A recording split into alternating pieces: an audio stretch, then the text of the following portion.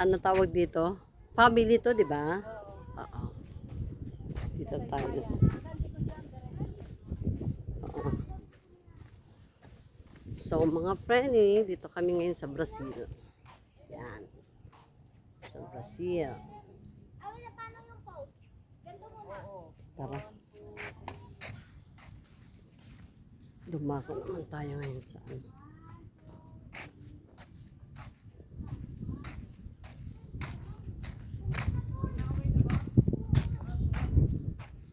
Ito yung pagkabuhay. Oo, pagkabuhay ni Jesus yan eh. Pinako siya. Oo.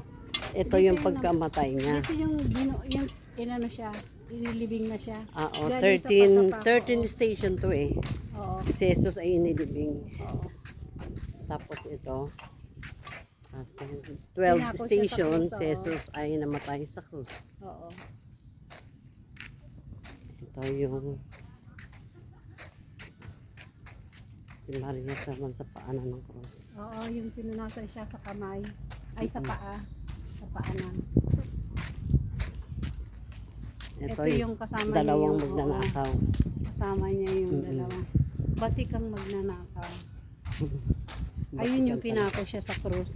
Pabaliktad yata yung ating Pabaliktad ano. tayo. Okay lang yun.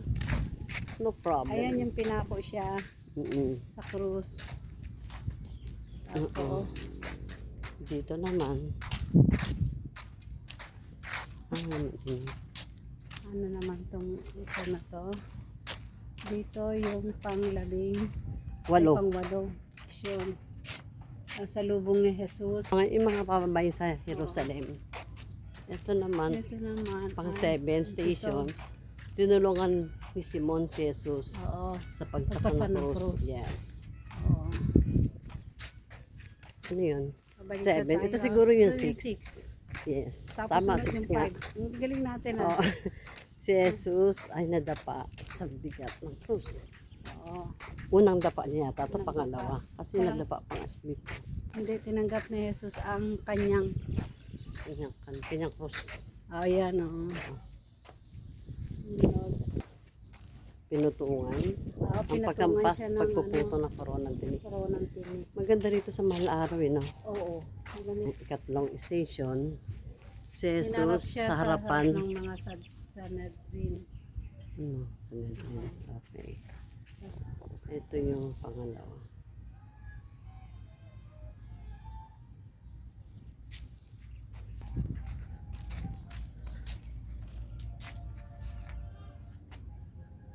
Sa halamanan. Nagdadasal siya sa halamanan ng ano. Ay, yes. Ito ang Last Supper. From Last Supper. Oo, 13 sila lahat, di ba? 13.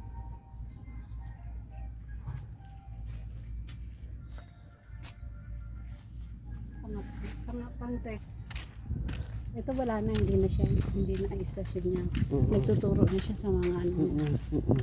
Yan mga alagad niya. Ito yata yung bibinyagan, no? May pagbinyag dito. Bibinyagan niya si ano yata, si San.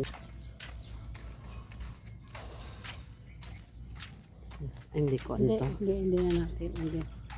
Jordan Ito River. ito yung binyag. Oh, ito yung bininyagan si Jesu Cristo. Binyagan. Dito sa ano, sa ilog Jordan. See. Ay. Ay, yung parang bobo. Layo mo.